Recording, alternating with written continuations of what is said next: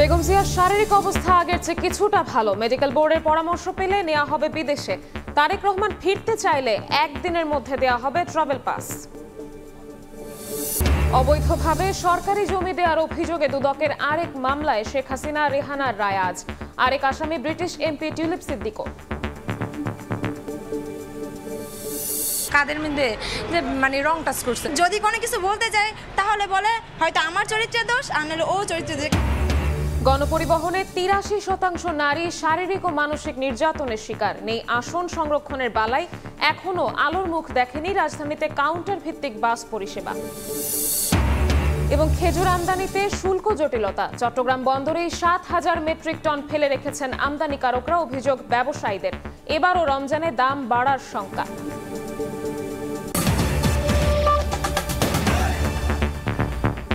সকালের সময়ের সঙ্গে আছি আমি শবনব নিবিড়। বিএনপি চেয়ারপারসন বেগম খালেদা জিয়ার শারীরিক অবস্থা আগের চেয়ে কিছুটা ভালো। রোববার রাতে তার শারীরিক অবস্থা পর্যালোচনায় বৈঠক করে মেডিকেল বোর্ড।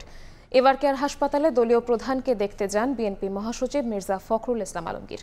দলের ভাইস চেয়ারম্যান আব্দুল আওয়াল মিন্টু জানান, বেগম জিয়ার শারীরিক অবস্থা আগের চেয়ে কিছুটা ভালো, তবে মেডিকেল বোর্ডের পরামর্শ পেলে নেওয়া হবে বিদেশে।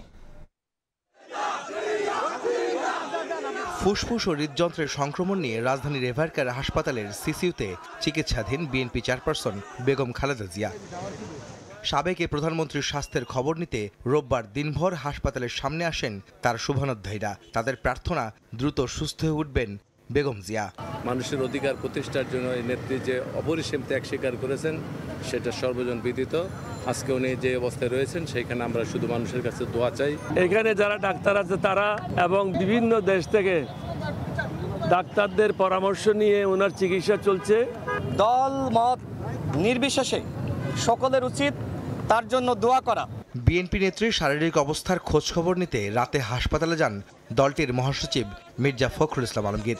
বিএনপি চেয়ারপারসনের শারীরিক অবস্থার খোঁজ নিতে রাষ্ট্রপতি মোহাম্মদ শাহাবুদ্দিনের পক্ষে হাসপাতালে যান তার এপিএস মোহাম্মদ সাগর হোসেন। পরে বেগম জিয়ার ব্যক্তিগত চিকিৎসক ডাক্তার AZM জাহিদ হোসেনের বরাতে সাগর হোসেন জানান, বেগম জিয়ার শারীরিক অবস্থা আগের চেয়ে কিছুটা ভালো। মহামান্য রাষ্ট্রপতি আজকে আমাকে সশরীরে পাঠিয়েছেন যে বিএনপি চেয়ারপারসন বেগম খালেদা জিয়ার শারীরিক অবস্থা আসলে এখন কি অবস্থায় আছেন তার সবশেষ খবরাখবর নেওয়ার জন্য।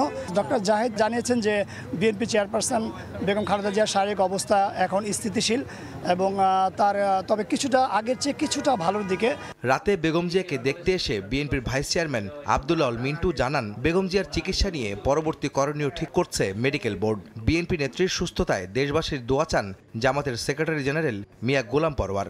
আর তথ্য উপদেষ্টা মাহফুজ আলম বেগম জিয়াকে দেখে এসে গণমাধ্যমে জানান, কঠিন এই সময়ে তারেক রহমানের দেশে ফেরার বিষয়ে সহযোগিতা করবে সরকার। আপনারা সবাই আল্লাহর কাছে দোয়া করেন যাতে উনি সুস্থতার সাথে আমাদের মধ্যে থাকতে পারেন এবং আমরা যাতে এই নির্বাচন থেকে শুরু করে পরবর্তী যে গণতান্ত্রিক রূপান্তর যেটা ঘটতেছে বাংলাদেশে, এই সময়টাতে যাতে ওনাকে পাই, উনি যাতে থাকেন, তাহলে হয়তো বাংলাদেশে একটা স্মুথ ট্রানজিশন হবে। সরাসরি কোনো সহযোগিতা করা হবে কিনা তারেক রহমানকে আনার জন্য? কেন, এটা তো বেসিক কাজ রাষ্ট্রের। তিনি দেশের সকল মানুষকে যেমন ভালোবাসেন, দেশের মানুষও তাকে দলমতের ঊর্ধ্বে উঠে আপন মনে করেন।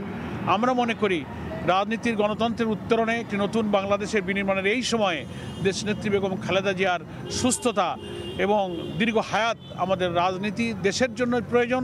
আমরা বাংলাদেশ জামাত ইসলামীর পক্ষ থেকে সারা দেশে আজকে আমরা দোয়া নফল ইবাদতের মাধ্যমে বেগম খালেদা জিয়ার সুস্থতা কামনা করেছি। মেডিকেল বোর্ড তখন সিদ্ধান্ত নেবে পরবর্তী কি ব্যবস্থা নেবে। তবে যতটুকু আমরা কথাবার্তা বলে বুঝলাম ওনার অবস্থা আগের মতোই, তবে একটু ইমপ্রুভ, কিন্তু আগের মতোই। এবং তাছাড়া ওনাকে দেশি বিদেশি ডাক্তার যেখানে যাদেরকে সংযুক্ত করা যাচ্ছে সবাইকে সংযুক্ত করা হয়েছে। বেগম জিয়ার খোঁজ নিতে হাসপাতালে ছুটে আসেন ক্রিকেটার তামিম ইকবালও। উনি দেশের জন্য কত কিছুই করেছেন, উনি এখন অসুস্থ। আমি এটাই আশা করব আর রিকোয়েস্ট করব সবাইকে যে জিনিসটাকে পলিটিক্যালিভাবে না দেখে সবাই ওনার জন্য দোয়া করুন যেন উনি তাড়াতাড়ি সুস্থ হয়ে যান। এর আগে দুপুরে নয়াপল্টনে কেন্দ্রীয় কার্যালয়ে জরুরি সংবাদ সম্মেলনে বিএনপির সিনিয়র যুগ্ম মহাসচিব রুহুল কবির রিজভী জানান, বেগম খালেদা জিয়ার শারীরিক অবস্থা অপরিবর্তিত। তার শারীরিক অবস্থা অপরিবর্তিত রয়েছে এবং তার বিদেশ যাওয়ার ব্যাপারে তার মেডিকেল বোর্ড এখনো কোনো পরামর্শ দেননি। বেগম খালেদা জিয়া অসুস্থ থাকায় বিএনপির বিজয় দিবসের র্যালির কর্মসূচি স্থগিত করা হয়েছে বলেও জানান রুহুল কবির রিজভী। এই কর্মসূচিটি স্থগিত রাখছে। আহমেদ সালেহিন, সময় সংবাদ, ঢাকা। তারেক রহমান দেশে ফিরতে চাইলে সরকার একদিনের মধ্যে ট্রাভেল পাস দেবে বলে জানিয়েছেন পররাষ্ট্র উপদেষ্টা। চিকিৎসার জন্য বেগম জিয়াকে বিদেশ নিতে চাইলেও সরকার সহযোগিতা করবে। আওয়ামী লীগ ছাড়াই নির্বাচন হবে জানিয়ে তৌহিদ হোসেন বলেন, তারেক রহমানের দেশে আসার উপর নির্বাচন গ্রহণযোগ্যতা নির্ভর করে না। বিএনপির চেয়ারপারসন বেগম খালেদা জিয়ার গুরুতর অসুস্থতার সময়ে লন্ডনে দলের ভারপ্রাপ্ত চেয়ারম্যান এবং ছেলে তারেক রহমান দেশে ফেরা নিয়ে তার ফেসবুক স্ট্যাটাস রাজনীতির পাশাপাশি এখন কূটনীতির ময়দানেও আলোচনার বিষয়। রোববার দুপুরে জাতীয় প্রেস ক্লাবে কূটনীতিক সাংবাদিক প্রতিনিধিদের সংগঠন ডিক্যাবের আলাপনে উঠে আসে প্রসঙ্গ। এক প্রশ্নের জবাবে পররাষ্ট্র উপদেষ্টা জানান, তারেক রহমানের দেশে ফেরা নিয়ে সরকারের কোনো বাধা নেই। তার দেশে ফেরা নিয়ে মন্ত্রণালয় বা দূতাবাসের কাছে নেই কোনো তথ্য। তারেক রহমান ফিরতে চাইলে একদিনের মধ্যে ওয়ান টাইম ট্রাভেল পাসের ব্যবস্থা করা হবে বলেও জানান তৌহিদ হোসেন। বাংলাদেশ সরকারের পক্ষ থেকে কোনো বিধিনিষেধ নেই। তারেক রহমান সাহেবের দেশে আসার ব্যাপারে আগ্রহ আছে কি নাই সেটা আপনাদের মাধ্যমে আমি জানি, কারণ পত্রপত্রিকাতে যেটুকু আসে। আমার কাছে আলাদাভাবে কোনো ধরনের কোনো তথ্য নাই। পাসপোর্ট থাকে না বা মেয়াদ উত্তীর্ণ হয়ে যায়, তখন কেউ যদি আসতে চান তাকে আমরা ওয়ান টাইম পাস একটা দিয়ে দিই আর কি, একবার দেশে আসার জন্য। তো এটা দিতে একদিন লাগে। উনি যদি আজকে বলেন যে উনি আসবেন, আগামীকাল ওনাকে আমরা এটা দিয়ে পরশুদিন উনি প্লেনে উঠতে পারবেন, কোনো অসুবিধা নেই। বাংলাদেশ যদি তার নাগরিককে ফেরত আসতে দিতে চায়, আরেকটি দেশ সেটা কি করে নিষেধ করবে বা বন্ধ করবে? আওয়ামী লীগ ছাড়াই নির্বাচন হবে উল্লেখ করে পররাষ্ট্র উপদেষ্টা বলেন, তারেক রহমানের দেশে আসার উপর নির্বাচনের গ্রহণযোগ্যতা নির্ভর করে না। উনি ঢাকায় পদার্পণ না করলে যে নির্বাচন হবে না বা সুষ্ঠু হবে না, এটা আমার ঠিক মনে হয় না। নির্বাচন সুষ্ঠু হবে কিনা সেটা অন্যান্য আরো অনেক ফ্যাক্টরের উপর নির্ভর করবে। সামাজিকভাবে অ্যাকসেপ্টেবল একটা ফ্যাক্ট এটা, যে আওয়ামী লীগ এবার নির্বাচনে থাকবে না। চিকিৎসার জন্য বেগম জিয়াকে বিদেশে নিতে চাইলে সরকার সব ধরনের সহযোগিতা করবে বলেও জানান পররাষ্ট্র উপদেষ্টা। এই মুহূর্তে উনি আসলে বিদেশে যাকে নিয়ে যাওয়ার মতো অবস্থায় নেই। যদি একটু ইমপ্রুভ করে তাহলে নিয়ে যাওয়া হবে, সেজন্য বিভিন্ন অ্যারেঞ্জমেন্ট পার্টির পক্ষ থেকে করা হচ্ছে। আমরা সহায়তা করতেছি, যেটুকু যেখানে সহায়তা প্রয়োজন আমরা করব। দিল্লির সঙ্গে ঢাকার উষ্ণ সম্পর্ক শুধুমাত্র দুদেশের সরকারের মধ্যে ছিল, জনগণের মধ্যে নয়। উল্লেখ করে তিনি বলেন, শেখ হাসিনাকে ফেরত না দেওয়ার একটি ইস্যুতে ভারতের সঙ্গে সম্পর্ক আটকে থাকবে না। যদি শেখ হাসিনাকে ফেরত না দেয়, শুধু একটি ইস্যুতে আমাদের সম্পর্ক আটকে থাকবে না। শাতিলা শারমিন, সময় সংবাদ, ঢাকা। পিলখানা হত্যাকাণ্ডে দলগতভাবে আওয়ামী লীগ জড়িত। গ্রিন সিগন্যাল ছিল তৎকালীন প্রধানমন্ত্রী শেখ হাসিনার। পুরো ঘটনা সমন্বয় করেন শেখ ফজলে নূর তাপস। সম্পৃক্ততা ছিল তৎকালীন সেনাপ্রধান মইনুল আহমেদেরও। রোববার রাতে প্রধান উপদেষ্টার কাছে প্রতিবেদন জমা দেওয়ার পর তদন্ত কমিশনের প্রধান আরও জানান, হত্যাকাণ্ডে বিদেশি সম্পৃক্ততার প্রমাণ মিলেছে। গণঅভ্যুত্থানে আওয়ামী লীগ সরকারের পতন হওয়ার পর বিডিআর হত্যাকাণ্ডের তদন্তে স্বাধীন কমিশন গঠন করে দেয় অন্তর্বর্তী সরকার। রোববার রাতে রাষ্ট্রীয় অতিথি ভবন যমুনায় প্রধান উপদেষ্টা ডক্টর মোহাম্মদ ইউনূসের কাছে প্রতিবেদন তুলে দেন কমিশন প্রধান মেজর জেনারেল অবসরপ্রাপ্ত ফজলুর রহমান। প্রতিবেদন অনুযায়ী বিডিআর হত্যাকাণ্ডে দলগতভাবে আওয়ামী লীগ জড়িত। প্রধান সমন্বয়কারী শেখ ফজলে নূর তাপস। মিলেছে বহিঃশক্তির সরাসরি সম্পৃক্ততাও।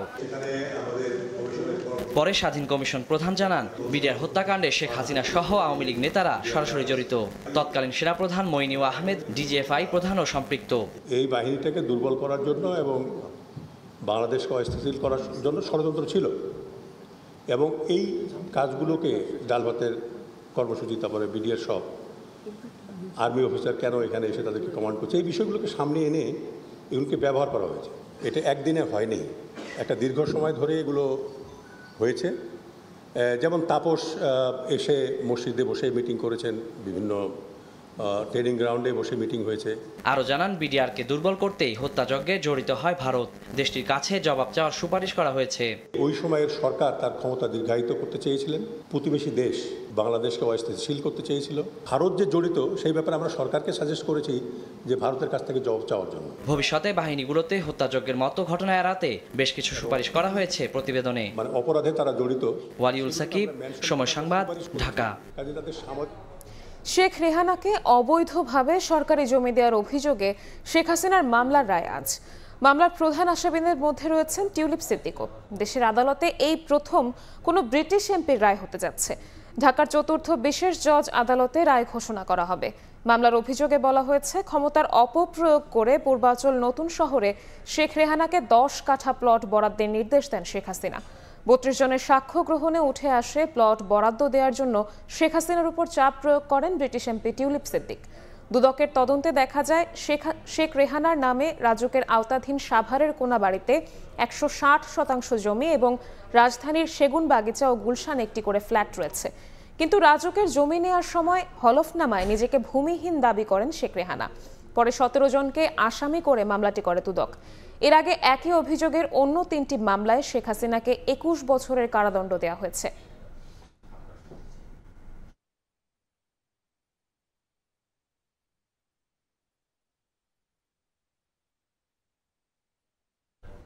এ বিষয়ে বিস্তারিত জানাতে ঢাকা মহানগর দায়রা জজ আদালতে আছেন সহকর্মী আসিফ মোহাম্মদ সিয়াম। সরাসরি যাচ্ছি সেখানে। মৃত্যুদণ্ডের সাজাপ্রাপ্ত সাবেক প্রধানমন্ত্রী শেখ হাসিনার দুর্নীতির আরেকটি মামলার রায় হওয়ার কথা রয়েছে আজ। এর আগে আমরা যেটা দেখেছি যে তার নিজের নামে এবং তার ছেলেমেয়ের নামে অবৈধভাবে প্লট নেওয়ার অভিযোগে তার রায় হয়েছিল। আজ হচ্ছে তার বোন, একইভাবে তার বোন শেখ রেহানার নামে প্লট দেওয়ার অভিযোগে তার বিরুদ্ধে তার রায় হওয়ার কথা রয়েছে। এই মামলায় শেখ হাসিনার পাশাপাশি শেখ রেহানা এবং ব্রিটিশ এমপি টিউলিপ সিদ্দিক এই মামলার প্রধান আসামিদের মধ্যে রয়েছেন।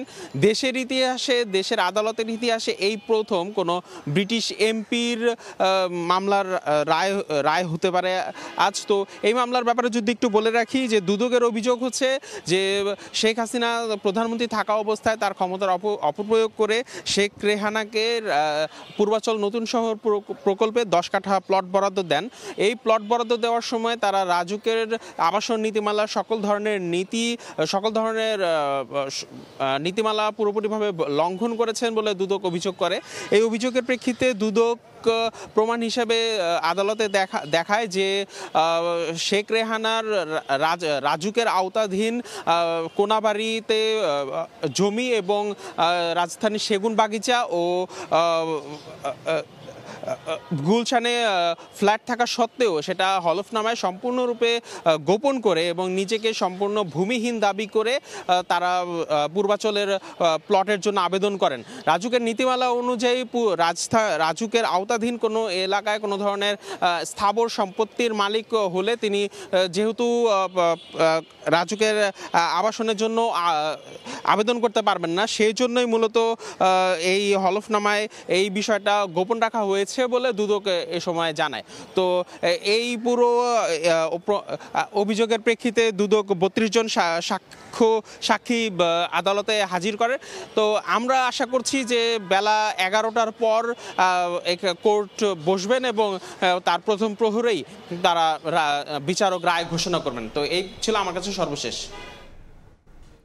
মহানগর দায়রা জজ আদালত থেকে সরাসরি যুক্ত হয়েছিলেন সহকর্মী আসিফ মোহাম্মদ সিয়াম।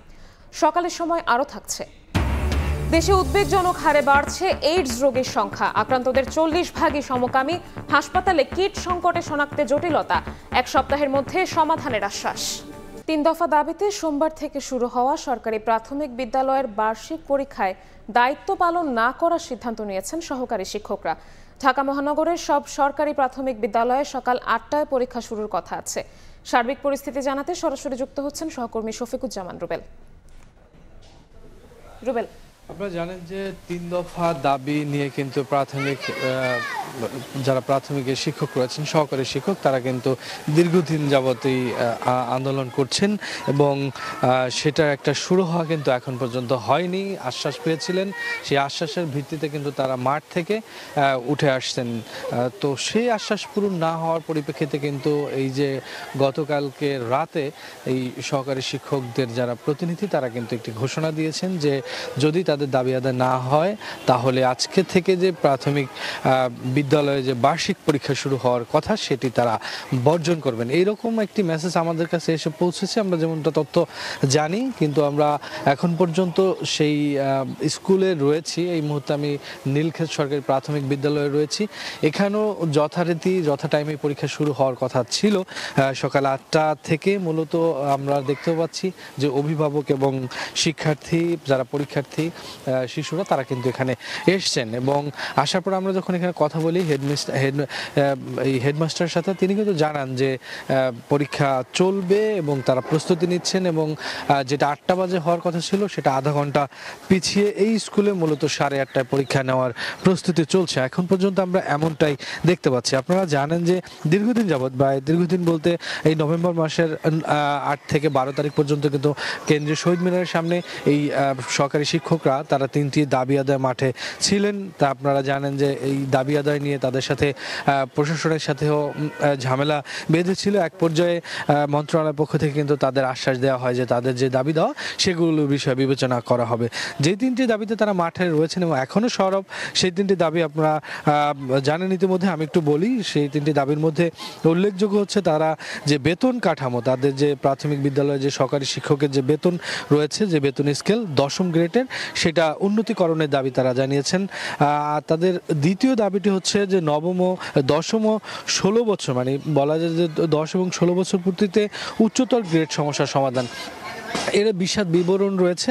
যা তৃতীয় দাবিতে তাদের রয়েছে যে শতভাগ বিভাগীয় পদোন্নতি দিতে হবে, কেননা তারা যেই ব্যাখ্যাগুলো দিয়েছেন, আমরা এর আগেও যখন তারা আন্দোলন করছিলেন তখন শুনেছিলাম তাদের মুখ থেকে যে তাদের যেই বেতন কাঠামো, তাদের যেই পদোন্নতি না হওয়ার ফলে দৈনন্দিন জীবনযাপন সেটি তারা করতে পারছেন না, নানাভাবে ব্যাহত হচ্ছে, তারা আসলে বৈষম্যের শিকার হচ্ছেন। সেই বিষয়ে কিন্তু তারা সামনে এনে কিন্তু এই আন্দোলন করছেন এবং মাঠে থেকে তারা আশ্বাসের ভিত্তিতে উঠে গেল, তারা কিন্তু কর্মবিরতিতেও ছিলেন অনেকদিন এবং তাদের যেই আজকে পরীক্ষার আগে মূলত গতকালকে রাতেই তাদের আলটিমেটাম দেওয়া ছিল, যদি দাবি দেওয়া মানা না হয়, মন্ত্রণালয়ের পক্ষ থেকে যদি সেরকম কোনো পদক্ষেপ নেওয়া না হয়, আজকে যেই বার্ষিক পরীক্ষা সেই বার্ষিক পরীক্ষা তারা বয়কট করবেন। তো এখন পর্যন্ত আমরা রয়েছি, কিন্তু পরীক্ষার প্রস্তুতি চলছে স্কুলে, এখনও পরীক্ষা শুরু হয় নাই। 8:30টা নাগাদ পরীক্ষা শুরু হতো এই মুহূর্তে। সরকারি প্রাথমিক বিদ্যালয়ের পরীক্ষার সার্বিক পরিস্থিতি জানাতে যুক্ত হয়েছিলেন সহকর্মী শফিকুজ্জামান রুবেল।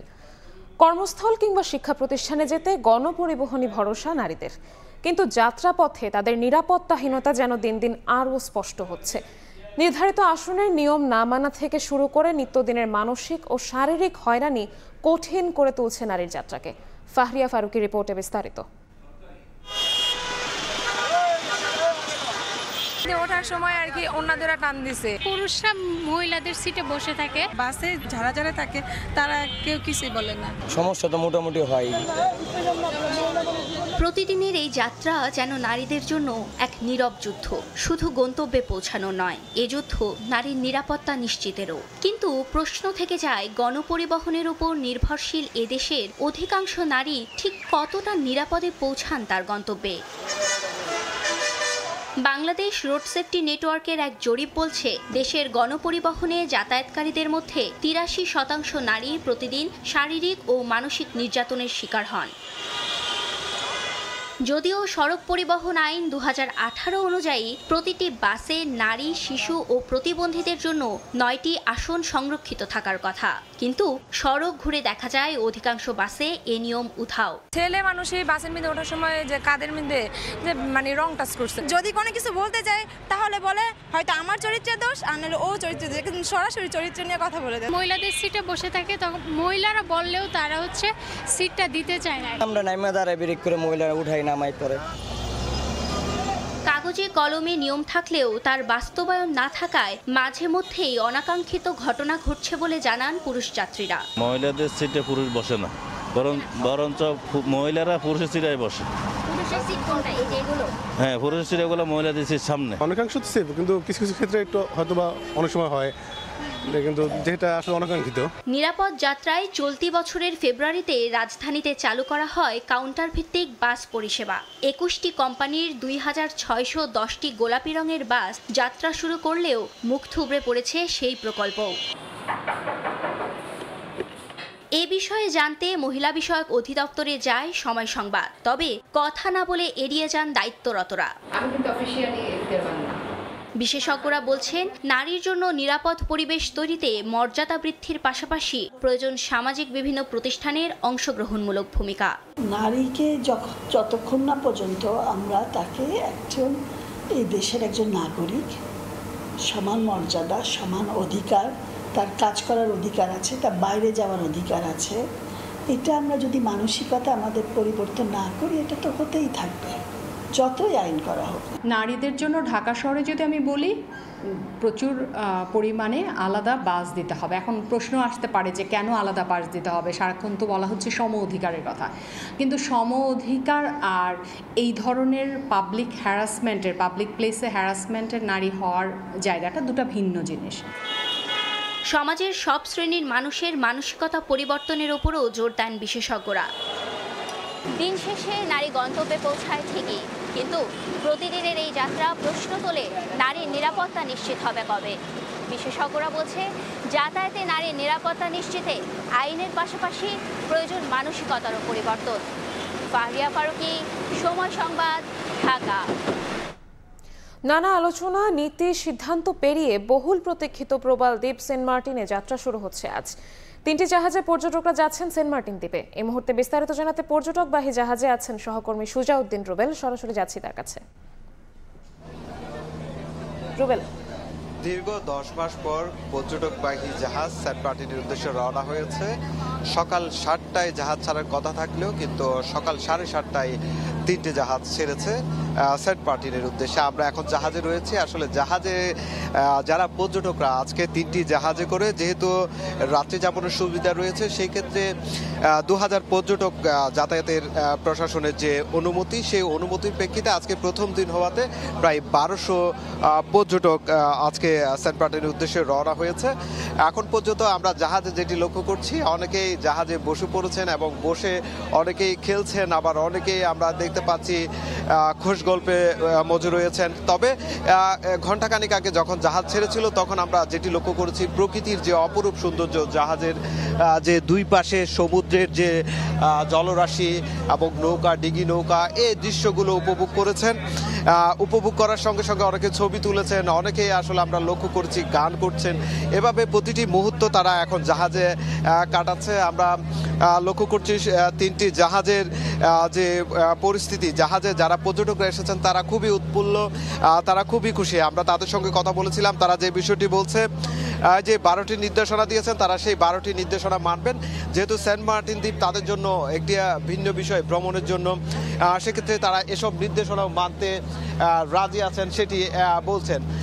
তবে আমরা সকাল থেকে আসলে লক্ষ্য করেছি যে জাহাজের যে ঘাট রয়েছে, সেই ঘাটে যেখানে কক্সবাজারের জেলা প্রশাসন থেকে শুরু করে পরিবেশ অধিদপ্তর, ট্যুরিস্ট পুলিশ, নৌবাহিনী, বিআইডব্লিউটিএ, ঘাটের যারা কর্মকর্তারা রয়েছেন, সবাই একযোগে প্রতিটি নির্দেশনা বাস্তবায়নে কঠোর পদক্ষেপ নিয়েছেন। তারা প্রতিটি বিষয়, কোনো প্লাস্টিক পলিথিন যাচ্ছে কিনা সেটি কঠোর নজরদারির মধ্যে রেখেছেন। তারা এসব বিষয়গুলো তারা কঠোর নজরদারির মধ্যেই কিন্তু রেখেই পর্যটকদের সবকিছু তল্লাশি করেই তারা জাহাজে উঠিয়েছেন।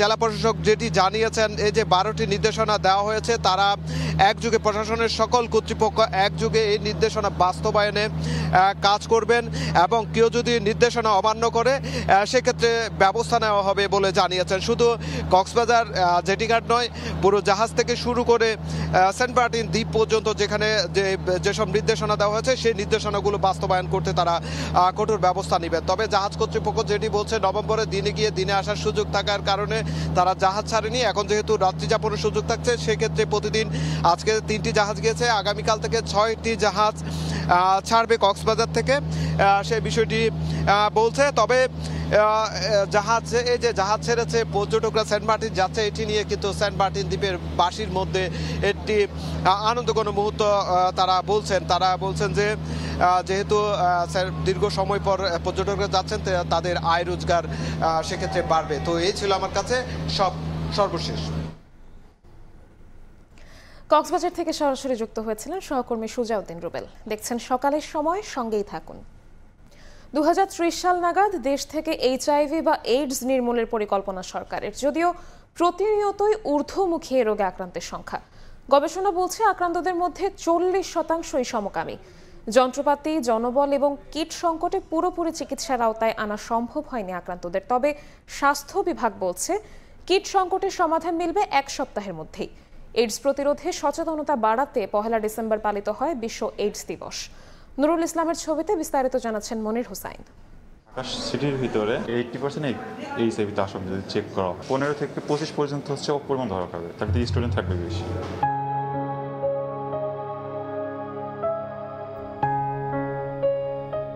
রাজধানীতে এইডস সংক্রমণ নিয়ে এমন আশঙ্কা আক্রান্ত এ যুবকের। অ্যালার্জি পরীক্ষা করতে যেয়ে শনাক্ত হয় এইডস। জানান সমকামিতায় জড়িয়ে যাওয়ায় এমন পরিণতি তার। সবাইকে বলবো যে এই ভুল পথে না যেতে সবাই সাধারণভাবে জীবনযাপন করুক, কারণ একটা ভুলের জন্য সারা জীবন পস্তাইতে হবে। চাই না যে আমার এরকম কেউ পস্তায়। চিকিৎসকরাও বলছেন একই কথা। বর্তমানে দেশে এইচআইভি আক্রান্তদের মধ্যে প্রায় 40%ই সমকামী। 50% বা আরও অ্যারাউন্ড 40% বিদেশ থেকে এরা ওইভাবে আসে। আর কিছু তো আসে যে এই বাংলাদেশে বিভিন্ন যে ট্রান্সপ্লান্টের মাধ্যমে বা ব্লাড ট্রান্সফিউশন অথবা রেনাল ট্রান্সপ্লান্ট এইসবের মাধ্যমেও কিছু 4-5% হয়তো এখান থেকে আসা। ঢাকার সংক্রামক ব্যাধি হাসপাতাল দেশের একমাত্র বিশেষায়িত চিকিৎসা কেন্দ্র। চলতি বছর এখানে চিকিৎসা নিয়েছেন প্রায় 300 এইচআইভি রোগী। বর্তমানে ভর্তি আছেন 12 জন। কিট সংকটের পাশাপাশি জনবলের অভাবে বিশেষ চিকিৎসার প্রয়োজন হলেও তা পাচ্ছেন না রোগীরা। তা আমাদের এখানে যারা ভর্তি হয় তারা আসলে খুব খারাপ পর্যায়ে এসে ভর্তি হয়।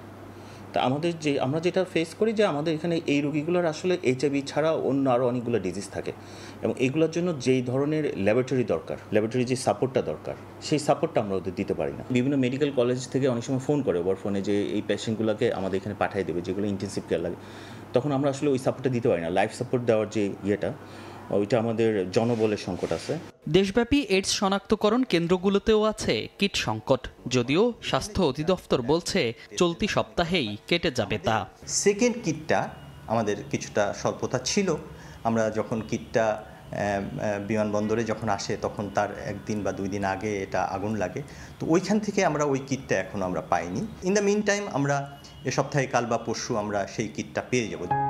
এইডস এসটিডি কন্ট্রোলের তথ্য অনুযায়ী দেশে 2024 সালে এ রোগে আক্রান্ত হয়েছেন 1438 জন, মারা গেছেন 195 জন। 2023 সালে আক্রান্ত হন 1276 জন এবং মৃত্যু হয় 266 জনের। আর চলতি বছর আক্রান্তের সংখ্যা ছড়াতে পারে 1,500। একদিকে যখন সীমা ছাড়িয়ে বাড়ছে রোগীর সংখ্যা, অন্যদিকে 2030 সালের মধ্যে দেশ থেকে এইডস নির্মূলের পরিকল্পনা করছে সরকার। একই বেডে ঘুমালে কিংবা একই প্লেটে খেলে এইডস ছড়ায় না। চিকিৎসার মাধ্যমে সম্পূর্ণ স্বাভাবিক জীবনযাপন করতে পারে এইচআইভি রোগীরা। মনির হোসাইন, সময় সংবাদ, ঢাকা। বরিশাল শহরের 95% ভবনে অগ্নি নির্বাপক ব্যবস্থা নেই। মাত্র 5% ভবনে আধুনিক যন্ত্র থাকলেও তাও আবার ব্যবহার জানেন না অনেকে। অথচ সিটি কর্পোরেশন প্রতিষ্ঠার 2 যুগ পার হচ্ছে, বাড়ছে বহুতল ভবনের সংখ্যাও।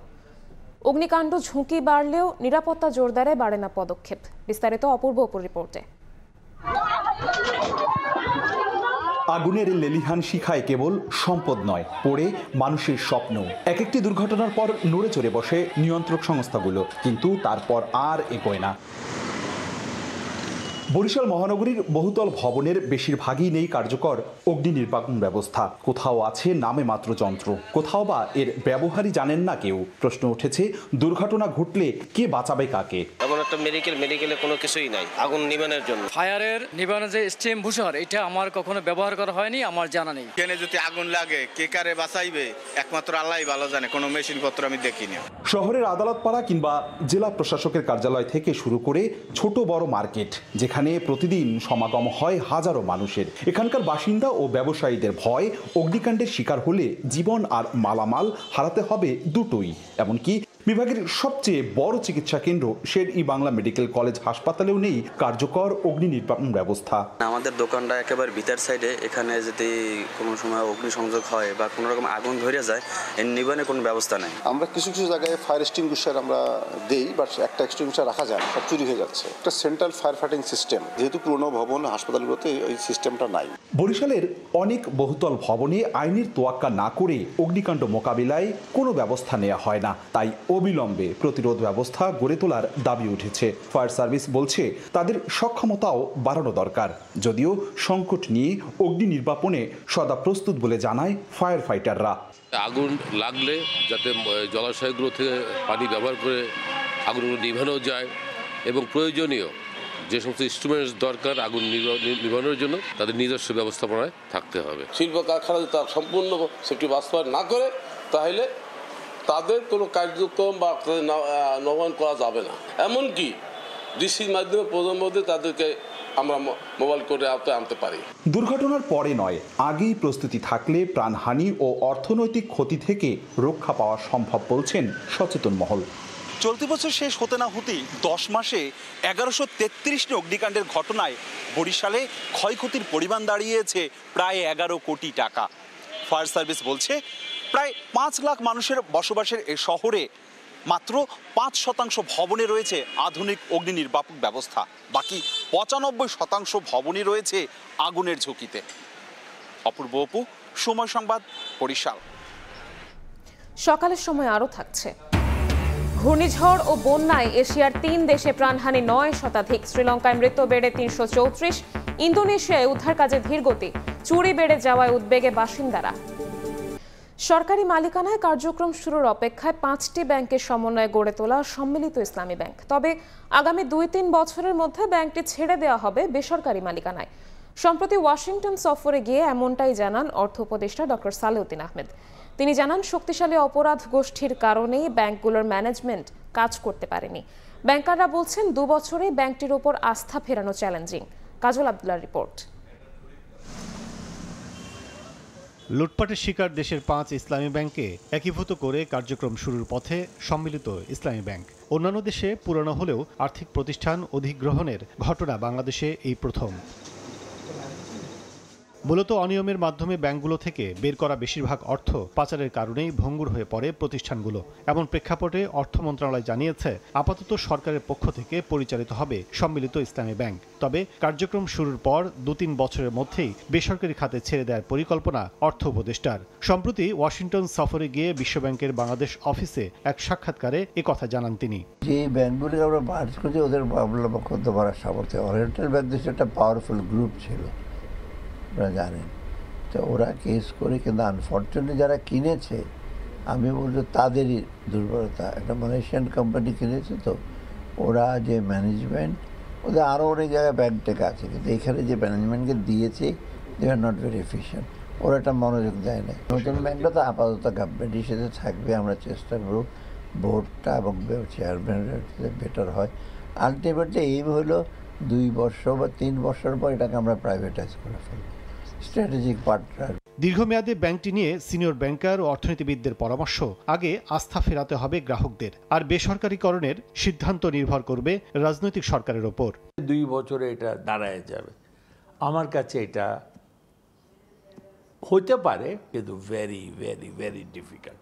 আগে কাস্টমারের আস্থা তাকে আনতে হবে। কাস্টমারের আস্থা আনতে গেলে সে কত টাকা ডিপোজিট, কি হিসাব করে কত দিনে দেবে, পুরা টাকাটা আমি কত দিনে শোধ করতে পারবো সেটাকে হিসাব করতে হবে। নতুন ডিপোজিট তখনই আসবে যখন পুরানা কাস্টমাররা তাদের টাকা ঠিক মতন পাচ্ছে, কিন্তু বন্ধ হয়ে গেলে তারা নতুন আসবে না। আরেকটা জিনিস এখানে ইম্পর্টেন্ট, কাস্টমারের সঙ্গে সঙ্গে যারা এমপ্লয়িজ আছে তাদের কি হবে, তারা কি গোল্ডেন হ্যান্ডশেক পাবে, 3 মাসের মাইনা পেয়ে যাবে, না ইমিডিয়েটলি চাকরিচ্যুত হবে, নাকি তাদের চাকরি কন্টিনিউ, এটাও কিন্তু কোনো ডাইরেক্ট কোনো কিছু বলা হয় না। তাদের বলা হচ্ছে কারা অ্যাডমিনিস্ট্রেটর দেওয়া হয়েছে, তারা সব ঠিক করবে 1 বছর। তারপর এটা বলা হচ্ছে শেয়ার মার্কেটে দেওয়া হবে নতুন শেয়ার, এটা পাবলিক হবে, পাবলিক শেয়ারিং হোল্ডিং হয়ে যাবে। এগুলি কিন্তু স্বপ্ন, এগুলি কিন্তু বাস্তব এত তাড়াতাড়ি করা সম্ভব না। যেহেতু মোটামুটি একটা দীর্ঘমেয়াদী এবং একটা পলিসির কনসিস্টেন্সির একটা বিষয় আছে, তো সেই জন্য এই মুহূর্তে বলাটা খুব মুশকিল, কারণ সামনের এই চ্যালেঞ্জটা কিভাবে আসলে অতিক্রম করবে, কারণ পরবর্তী সরকার এটাকে কিভাবে দেখবে সেটার উপরই অনেক কিছু নির্ভর করবে। আর্থিক খাতের সংস্কার দৃশ্যমান করতে অঙ্গীকারবদ্ধ অন্তর্বর্তী সরকার, তবে ব্যাংক খাত পুনর্গঠনে পরিবর্তন এলেও সংকটে থাকা নন ব্যাংক আর্থিক প্রতিষ্ঠানগুলো নিয়ে এখনও কোনো সিদ্ধান্ত নিতে পারেনি বাংলাদেশ ব্যাংক। কাজল আব্দুল্লাহ, সময় সংবাদ, ঢাকা। শুল্কহার পুনর্নির্ধারণ জটিলতার নিরসন না হওয়ায় রমজানে দাম বাড়ার পাশাপাশি খেজুরের বাজারে অস্থিরতা সৃষ্টির শঙ্কা তৈরি হয়েছে। গত 4 মাসে 7,000 মেট্রিক টন খেজুর আমদানি হলেও শুল্ক কমার আশায় বন্দরেই ফেলে রেখেছেন আমদানিকারকরা। অবশ্য খেজুর আমদানিতে শুল্কায়নযোগ্য মূল্য ও আমদানি শুল্ক যৌক্তিকরণের সিদ্ধান্ত নিয়েছে সরকার। সাখাওয়াত টিপুর ক্যামেরায় বিস্তারিত জানাচ্ছেন কমল দে। চলতি অর্থ বছরের প্রথম 4 মাসে চট্টগ্রাম বন্দর দিয়ে 6,761 মেট্রিক টন খেজুর আমদানি হয়েছে, যা আগের অর্থ বছরের এই সময়ের তুলনায় অন্তত 4,000 মেট্রিক টন বেশি। অবশ্য 2024-25 অর্থ বছরে 81,922 মেট্রিক টন খেজুর আমদানি হয়েছিল। রমজান কাছাকাছি চলে আসলো, শুল্ক হার জটিলতার কারণে ব্যবসায়ীরা খেজুর আমদানির ক্ষেত্রে ধীরে চলনীতিতে চলছে বলে মত শুল্ক কর্মকর্তার। ব্যবসায়ীরা এখনো আশা করে আছেন যে রমজান উপলক্ষে হয়তো টিটেটা কমানো হবে এবং সেক্ষেত্রে তারা আমদানির পরিমাণটা আরও বাড়াবেন। প্রতি বছরই রমজান শুরু হওয়ার কয়েক মাস আগেই খেজুরের বাজার অস্থিরতা যেন স্বাভাবিক ঘটনা হয়ে দাঁড়াচ্ছে। এবারও শুল্ক জটিলতায় ভুগছে খেজুর আমদানি। বিশেষ করে আমদানি করা খেজুর বাজারে আনার পরিবর্তে বন্দরে ফেলে রাখার অভিযোগ করছেন সাধারণ ব্যবসায়ীরা। আমদানি হচ্ছে, আমদানিতে কেউ নিচ্ছে না এখন ফুড থেকে, কারণটা হচ্ছে এখন যদি দাম কমে দেয় তাহলে তো সমস্যা হয়ে যাবে, এই জন্য কেউ খেজুর নিতে চাচ্ছে না। ট্যাক্স কমার অপেক্ষায় আছে, কাস্টমার দেখা যাচ্ছে যে মালের রেট আরও কমলে তখন বেচে কিনা হয়তো একটু বাড়বে।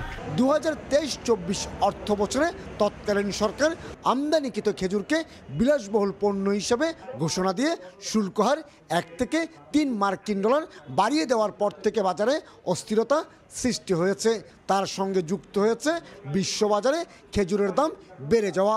আর তাই খেজুরের আমদানি শুল্ক কমাতে বাণিজ্য মন্ত্রণালয় থেকে শুরু করে সরকারের শীর্ষ পর্যায়ে চিঠিও দিয়েছে ব্যবসায়ী সংগঠনগুলো। 40-50 টাকা থেকে প্রায় 200 টাকা প্রতি কেজিতে আন্তর্জাতিক বাজারে দাম বেশি। সেই কারণে যদি এবছর ডিউটিটা না কমায়, সাধারণ ভোক্তারা খেজুর খেতে পারবে না। আর ডিউটিটা যদি আগামী 15 দিনের মধ্যে না কমায়, খেজুরও আমদানি হবে না, তখন ক্রাইসিস হয়ে যাবে বাজারে। বর্তমানে পাইকারি পর্যায়ে সর্বোচ্চ হিসেবে 5 কেজির প্রতি প্যাকেট মেটজুল খেজুর 7,500 টাকা এবং সর্বনিম্ন আজোয়া 2,500 টাকা দরে বিক্রি হচ্ছে। অবশ্য রমজান উপলক্ষে খেজুর আমদানিতে শুল্কায়নযোগ্য মূল্য ও আমদানি শুল্ক যৌক্তিকরণের সিদ্ধান্ত নিয়েছে সরকার। সরকার যদি ডিউটি না কমায় তাহলে খেজুরের বাজার যে পরিস্থিতি এখন, খেজুর আসার সম্ভাবনা নাই। বাংলাদেশে রমজান মাসে ইফতারের জন্য 80 থেকে 90,000 মেট্রিক টন খেজুরের চাহিদা রয়েছে। মধ্যপ্রাচ্যের দেশ সৌদি আরব, আরব আমিরাত, মিশর, জর্দান, ইরাক, ইরান এবং তিউনিসিয়া থেকে আমদানি করা হয় এসব খেজুর।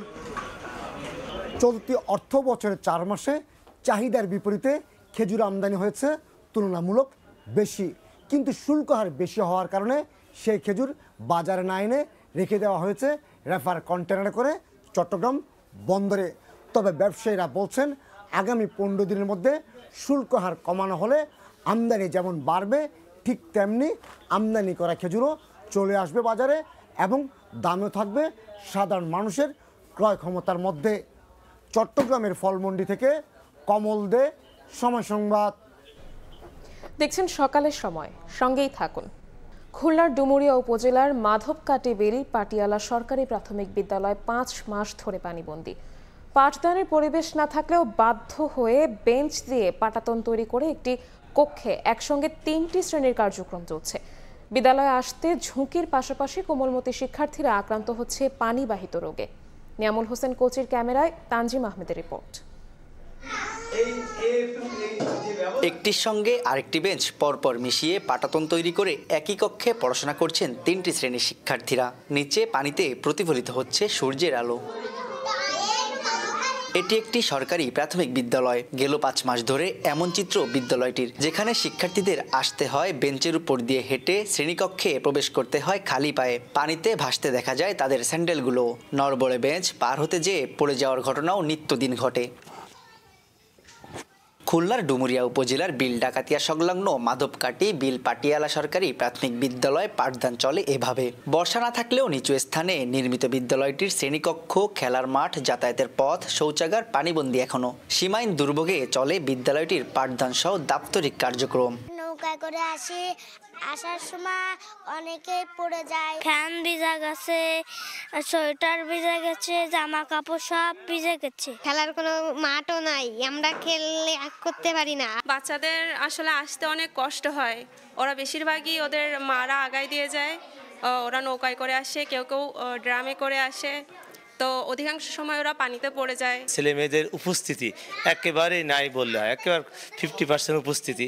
বিভিন্ন সময় সমস্যা নিরসনের আবেদন করেও লাভ হয়নি জানিয়ে বিদ্যালয়টির প্রধান শিক্ষক বলছেন, পরিস্থিতির উন্নতি না হয় নিয়মিত বাড়ছে ঝরে পড়া শিক্ষার্থীর সংখ্যা। যদি একটা স্কুল করা হয়, সাইক্লোন সেন্টার, উপরে দোতলা থাকবে, আমি ক্লাস করতে পারলাম এবং উপরে এই ছেলেমেয়েরা আমি ক্লাস করলাম, আর আমার এই ছেলেমেয়েরা অভিভাবকরা নিচে এসে যদি আশ্রয় নেয় তাহলে ওইখানে আশ্রয় নিয়ে থাকতে পারলো, তারা পড়াশোনা করতে পারবে। কয়েক বছর আগে শতাধিক শিক্ষার্থী থাকলেও বর্তমানে বিদ্যালয়টিতে শিক্ষার্থীর সংখ্যা 55 আর শিক্ষক রয়েছেন 5 জন।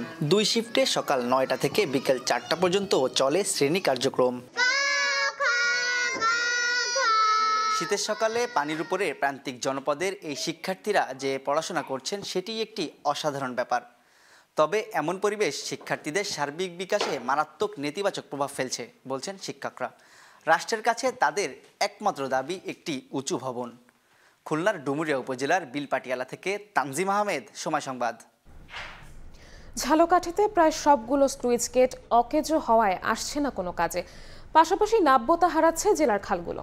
এতে পানির অভাবে ব্যাঘাত ঘটছে কৃষিকাজে। পানি উন্নয়ন বোর্ড বলছে, বরিশাল সেচ প্রকল্পের আওতায় একটি সমীক্ষা করে মন্ত্রণালয়ে পাঠানো হয়েছে। প্রকল্প অনুমোদন হলে সমাধানে কাজ শুরু হবে। পলাশ রায়ের পাঠানো তথ্য ও শামীম হোসেনের ছবিতে রিপোর্ট। নদী ও খালের পানি কৃষির সেচ কাজের জন্য ব্যবহার করতে 80-র দশকে ঝালকাঠির 4টি উপজেলার খালগুলোতে সুইচ গেট নির্মাণ করে পানি উন্নয়ন বোর্ড। কিন্তু রক্ষণাবেক্ষণের অভাবে ভঙ্গুর দশা প্রায় সব কাটির। কোথাও নেই পানি নিয়ন্ত্রণ করার মেশিনপত্র। এতে পানির চাপের সময় জলাবদ্ধতা আর শুষ্ক মৌসুমে চরম সংকট দেখা দেয়। সুইচ গেট নির্মাণের কারণে পলি জমে নাব্যতা হারাচ্ছে খালগুলো। পানি আটকে রাখবে, মোটরগুলো আগে চলমান ছিল, মোটরগুলো নষ্ট হয়ে গেছে, তো মোটরগুলো ব্যবহার করবে এর ভিত্তিতে কর্তৃপক্ষ থাকে, ওই কর্তৃপক্ষ এগুলো দেখাশোনা করে না। আমাকে এই সুইচ গেটে অনেক ক্ষতি হইতে আছে, আমরা যাইতে পারি না, টলা লই আইতে পারি না, ওই নারানোরা লই যাইতে পারি না। কথা বল, সুইচ গেটে টলার বাজে ভরে আমরা এখানে একটা রোগী নিয়ে যাইতে পারতেছি না। আমরা এই সুইচ গেট চাই না, এই সুইচ গেট আমাদের নির্মূল হয়ে গেলে আমরা উপকৃত। পানি উন্নয়ন বোর্ড বলছে, এ ব্যাপারে বরিশাল সেচ প্রকল্পের আওতায় একটি সমীক্ষা কাজ শেষ করে মন্ত্রণালয়ে পাঠানো হয়েছে। প্রথম এবং দ্বিতীয় পর্যায়ে এগুলো মেরামত করার জন্য সুপারিশ করা হয়েছে। সেই প্রেক্ষিতে আমরা প্রথম পর্যায়ে যে পাম্পগুলো রিপেয়ার করার প্রয়োজন সেগুলোর জন্য একটা প্রকল্প প্রস্তুত করে পরিকল্পনা কমিশনে প্রেরণ করেছি। অনুমোদন সাপেক্ষে আমরা কাজ বাস্তবায়ন করব। 1986 থেকে 1989 সাল পর্যন্ত ঝালকাঠি জেলার বিভিন্ন খালে 300টি সুইচ গেট নির্মাণ করা হয়। এর মধ্যে বর্তমানে 284টি অকেজো হয়ে পড়ে আছে। সময় সংবাদ, ঝালকাঠি। দেখছেন সকালের সময়। ভয়াবহ ঘূর্ণিঝড় ও বন্যায় শ্রীলঙ্কা, ইন্দোনেশিয়া ও থাইল্যান্ডে প্রাণহানি ছাড়িয়েছে 900। এখনও নিখোঁজ রয়েছেন অনেকে, চলছে উদ্ধার কাজ। এদিকে ঘূর্ণিঝড়ে বিধ্বস্ত ইন্দোনেশিয়ায় বন্যায় ক্ষতিগ্রস্তদের উদ্ধারে চলছে কার্যক্রম।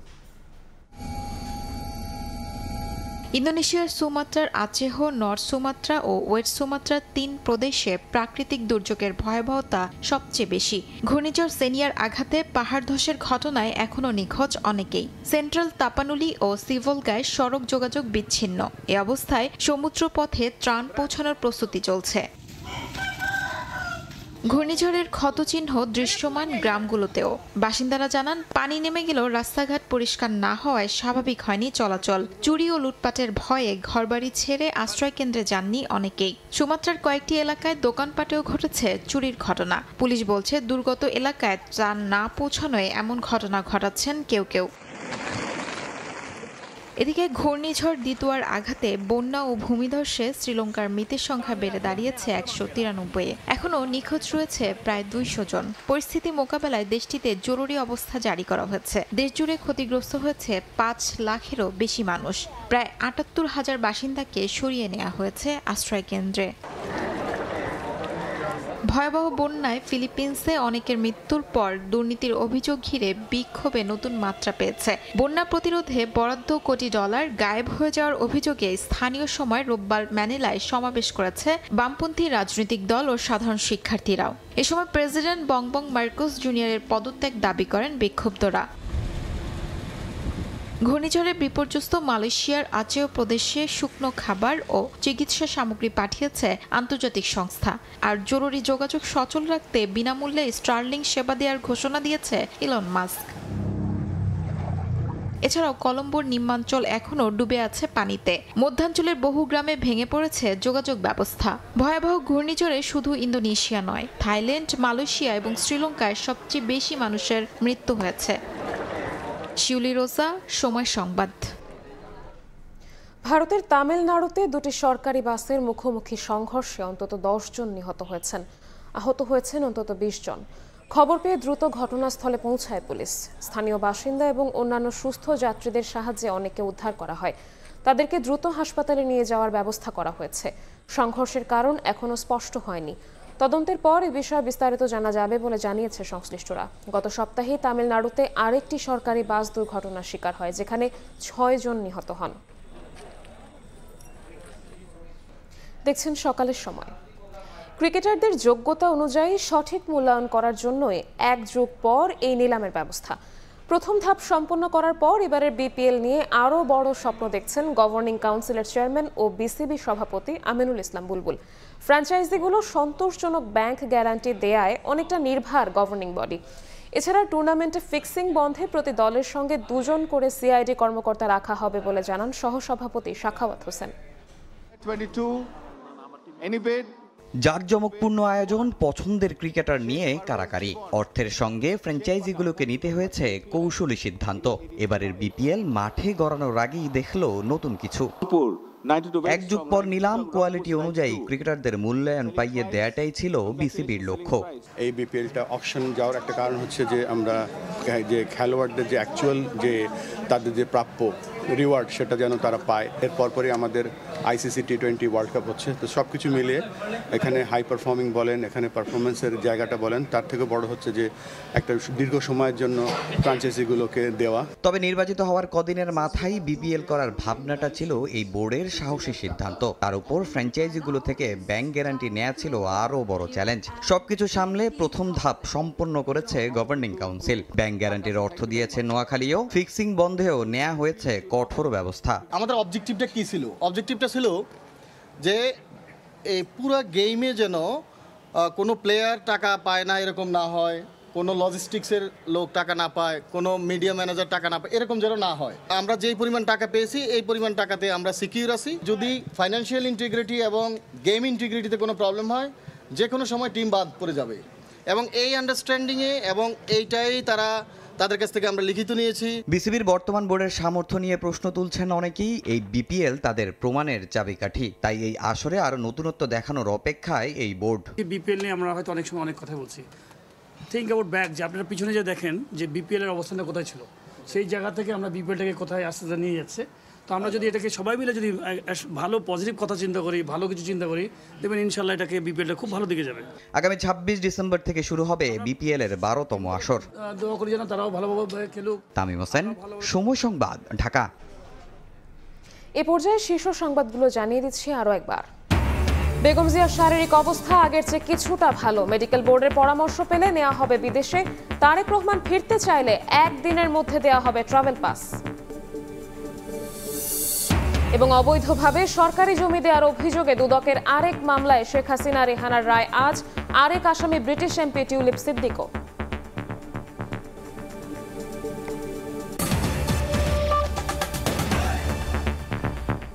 এই ছিল সকালের সময়। এরপর আন্তর্জাতিক সময়ের সঙ্গে থাকবেন সহকর্মী সাদিক হাসান ইমন।